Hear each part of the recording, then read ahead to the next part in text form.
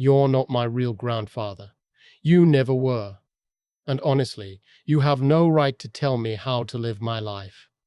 My grandson said those words to me standing in my own kitchen wearing the jacket I'd bought him for Christmas, holding a cup of coffee from the machine I'd given his parents 3 years ago. He was 26 years old, and he said them the way young men say things they've rehearsed, with his chin up, like he expected me to crumble. I didn't crumble. I set down my dish towel very slowly, folded it over the oven handle the way I always do, and looked at him for a long moment. Something went quiet inside me, not the quiet of hurt. I'd been hurt before, and I knew what that felt like. This was different. This was the quiet of a door closing. Before I tell you what happened next, let me back up. Because this story didn't start in my kitchen. It started 6 weeks earlier, on a Sunday afternoon, when my daughter-in-law called me in a panic about money. Again, my son Marcus passed away 11 years ago. Pancreatic cancer, 6 weeks from diagnosis to funeral.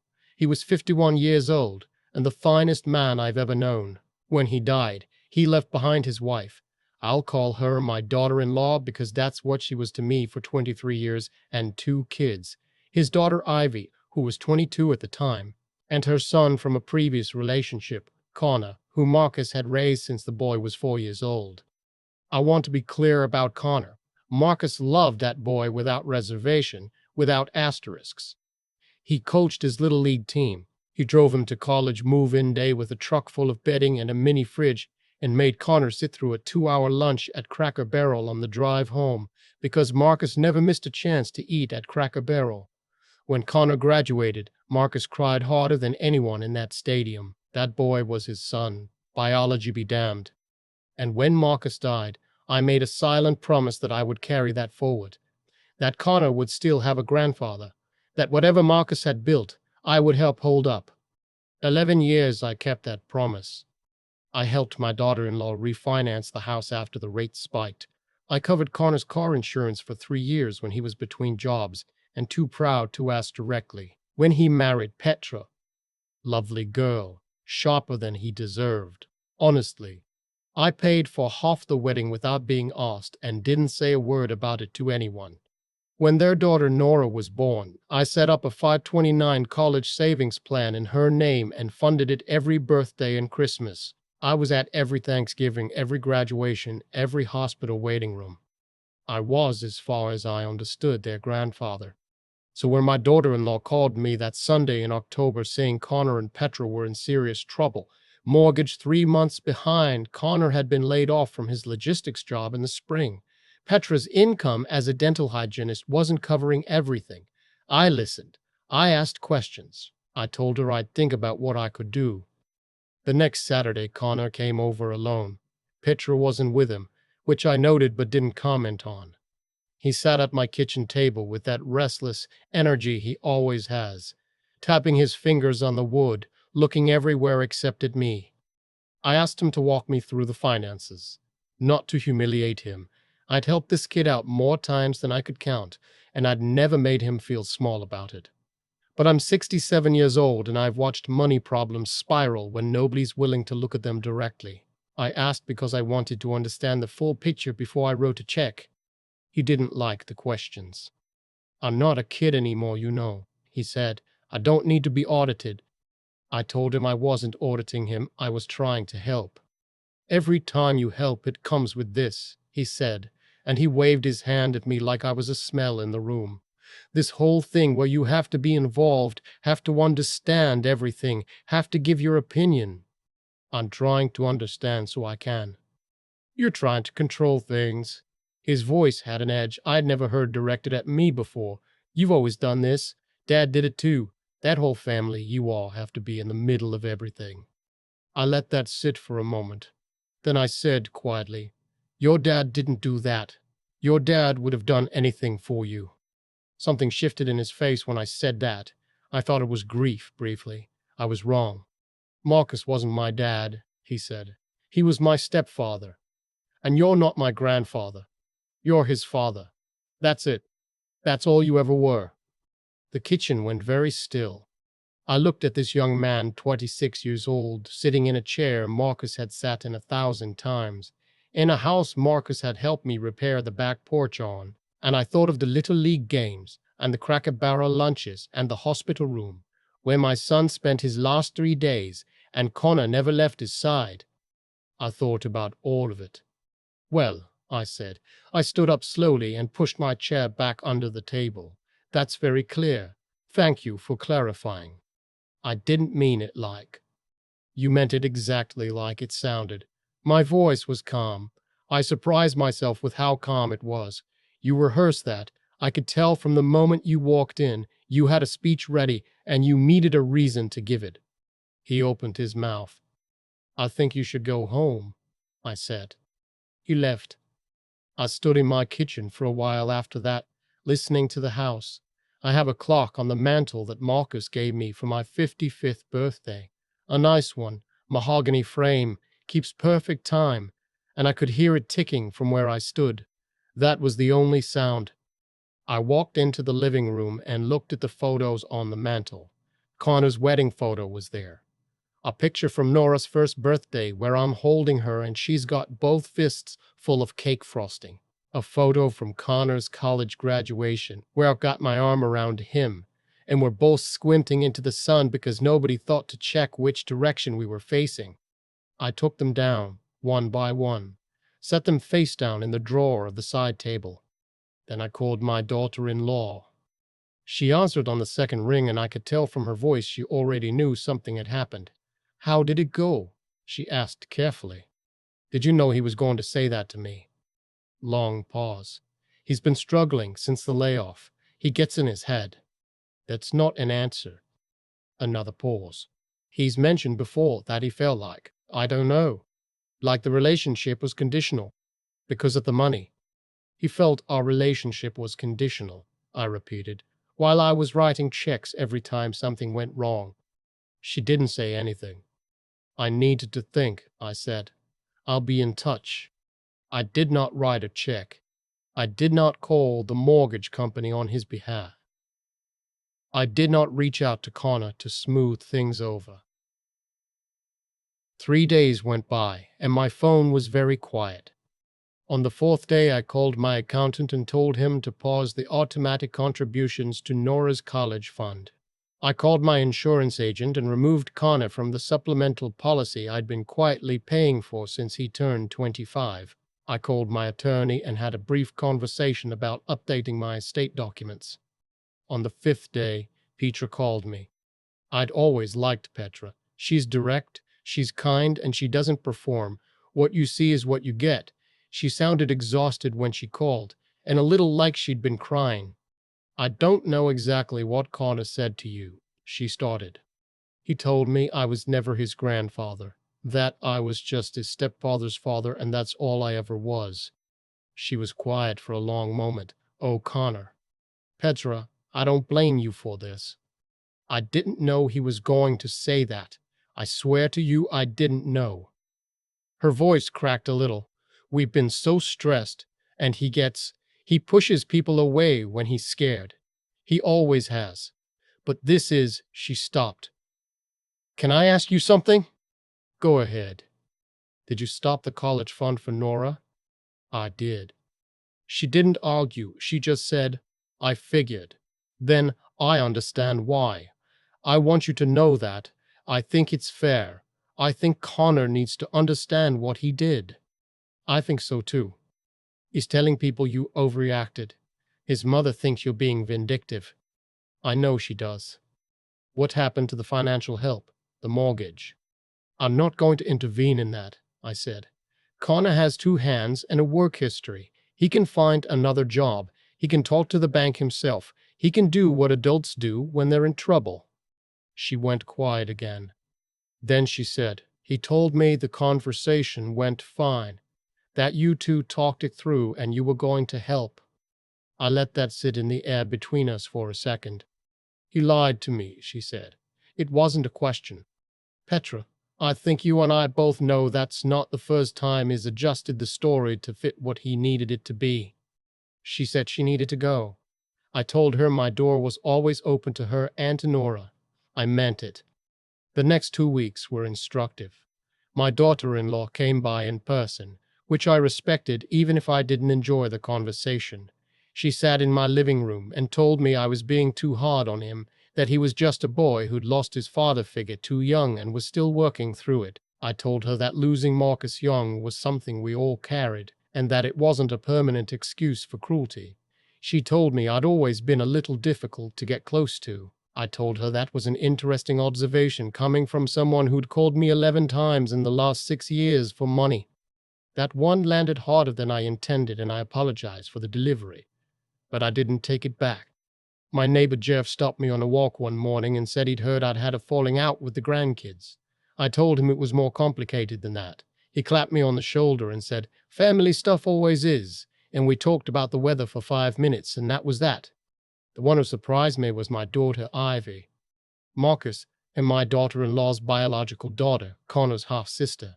She's 33 now, lives in Charlotte, works in hospital administration. She called me 3 weeks after the kitchen conversation and asked if she could come up for the weekend. I said, of course. She arrived on a Friday evening, and we ate dinner at my kitchen table and talked about nothing important for a while, and then she put down her fork and said, "Dad would be so angry right now." At me, or at Connor. At Connor. She said it without hesitation. Dad used to say Connor had a way of making you feel like everything you gave him was something he was owed. I never said anything because he was my brother and I loved him, and it felt disloyal. She looked at me steadily. But I saw it. I always saw it. I didn't say anything for a moment. I also, she continued, have been going through some of Mom's old texts. She's been talking to Connor about the will, about what he's entitled to as Marcus's stepson, for at least 2 years. Something cold moved through my chest. Ivy. I know. Her voice was steady, but her jaw was tight. She asked me not to tell you. I'm telling you anyway, because you deserve to know. I thought about the Sunday phone call from my daughter-in-law, the panic about Connor's finances, the way she'd brought me in before Connor even came over. She knew what he was going to say, I said slowly. I think, Ivy said carefully, that she hoped you'd either cave and keep giving money, or get upset enough that she could tell people you'd always favored Marcus's biological grandchildren. Either way, it served her. Served her how? Ivy picked up her fork again, set it down. She's been talking to a probate attorney about Marcus's estate, the part that passed through you. She thinks you've been slowly reducing what Connor would theoretically inherit, and she wanted either more money now or a better position in any future dispute. She looked at me. I might be wrong. I hope I'm wrong. But that's what the texts look like. I sat with that for a long time after Ivy went to bed. In the morning, I called my attorney. I told him everything. He listened without interrupting and then said, in the measured way that attorneys speak when they want you to understand the weight of something, "I think we should have a broader conversation about your estate plan." We did. I won't share the details of what changed, but things changed. 3 weeks later, I got a call from Connor. His voice was different than it had been in my kitchen. Smaller somehow. Less prepared. "Hey," he said. I've been thinking. About what I said." Okay. I was out of line. "Yes," I said. "You were." Silence. Then Pietro told me about the college fund and the insurance. "Those were decisions I made, yes. I understand why you did it." "I don't." He stopped. Started again. "I wasn't trying to blow everything up. I was angry and I said something terrible." "Connor." I kept my voice even. "You didn't say it because you were angry. You said it because you'd been thinking it for a while, and you finally had enough frustration to say it out loud. The anger was the occasion. The belief was already there." He didn't deny it. "Do you know what your father used to say about you?" I asked. "Stepdad," he said quietly. But it didn't have the same edge as before. It sounded more like habit than conviction. "Marcus," I said. "Do you know what Marcus used to say about you?" Longer silence this time. He used to say you were the kid he didn't know he was waiting for. He told me that on the drive back from your freshman move-in day. He'd been crying in the truck and he didn't want you to see, so he walked around the parking lot until he got himself together. Then he told me that. Connor's breath changed on the line. I could hear it. I'm not telling you that to make you feel guilty, I said. I'm telling you because you apparently decided at some point that what he gave you wasn't real, and I want you to understand what you're saying when you say that. You're saying his love wasn't real. You're saying 11 years of showing up wasn't real. And I don't accept that. I won't accept it, not for his sake. I don't think that, he said, and his voice was rough now. I don't. I got scared, and I got mean, and I said the worst thing I could think of. I know you did. Can we? He stopped. Is there any way to fix this? I don't know yet, I told him honestly. I think that depends on whether you're willing to be honest about a few other things. Like what? Like whether your mother helped you get ready for that conversation, and what she's been telling you about my estate. The silence this time was very long. When he spoke again, he sounded younger than he had in years. How did you find out about that? It doesn't matter how. She told me you'd been changing things, cutting me out, that you'd never really accepted me the way Marcus did. He paused. She said the money had always had strings and that you were just waiting for an excuse to stop. And did that feel true to you in your own experience of our relationship? He thought about it. Actually thought about it, I could tell. No, he finally said. No, it didn't feel true. But she said it enough times and I started. He trailed off. You started to believe it. Yeah. I thought about Marcus on that parking lot, walking in circles until he could put his face back together. I thought about 11 years of showing up to things that had nothing to do with blood and everything to do with choice. Here's what I can tell you, I said. I haven't cut you out of anything. I paused some things because your actions had consequences. Those are different. I let that breathe. But I'm not your enemy, Connor. I never was. What happens next is up to you. We agreed to meet the following Saturday, not at my house. Neutral ground, a diner near his neighborhood, the kind of place with laminated menus and coffee that comes in a ceramic mug and nobody bothers you. He brought Petra. I brought Ivy because I thought he should see his sister there. When he walked in and saw Ivy, something moved across his face. She stood up and hugged him without saying anything, and I watched his shoulders drop about 3 inches. We sat down. We ordered coffee. For a few minutes, nobody talked about any of it. We talked about Nora, who had apparently learned to say cracker and now said it constantly in contexts that were increasingly alarming. That made everyone laugh, and the laughing helped. Then Connor put his hands flat on the table and looked at me and said, I owe you an apology that isn't just about being scared I lost the money. I want to be clear about that. He glanced at Petra, who gave him a small nod. What I said was cruel. Not just wrong, cruel. And you didn't deserve it. You've never done anything but show up. I looked at him for a long moment. Your father would be proud of you for saying that, I told him. He had to look away for a second. Ivy reached over and put her hand over his. There are some things we need to talk about honestly, I said. About your mother's involvement. About what she's been telling you. About some financial realities that are different from what you've been led to believe. He nodded. I know. I called her after we talked on the phone. It wasn't a great conversation. She's your mother? I said. That relationship is yours to figure out. I'm not going to ask you to choose sides or think badly of her, but I am going to ask you to stop letting her write a version of me that isn't true. That's fair, he said. We talked for 2 hours. Not all of it was comfortable. Some of it was very hard. At one point, Connor put his face in his hands, then Petra rubbed his back, and Ivy looked out the window, and I drank my cold coffee and waited. By the time we left, nothing was fixed.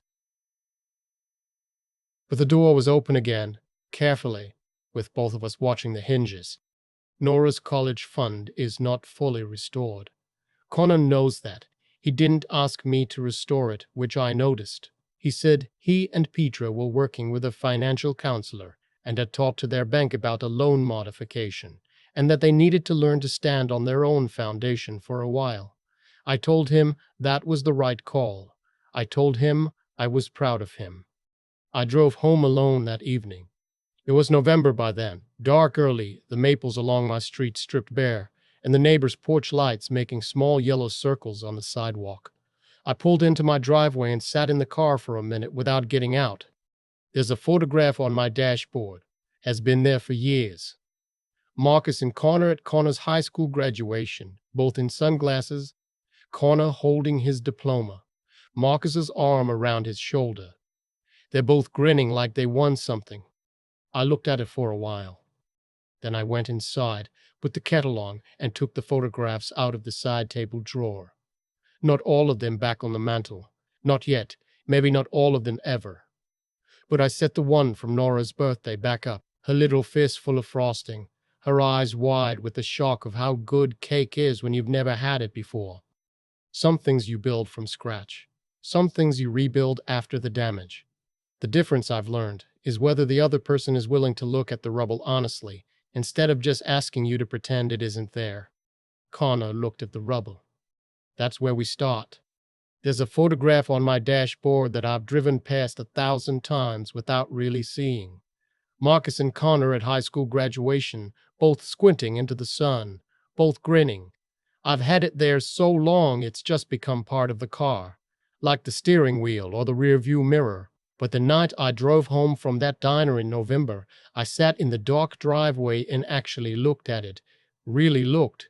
And I thought, this is what love built without biology. This is what a man decides to be. What I've come to understand, sitting with all of it, is that Connor didn't say what he said because he believed it. He said it because he'd been fed a version of events long enough that it started to feel true. And because fear has a way of making us reach for the most destructive thing we can find.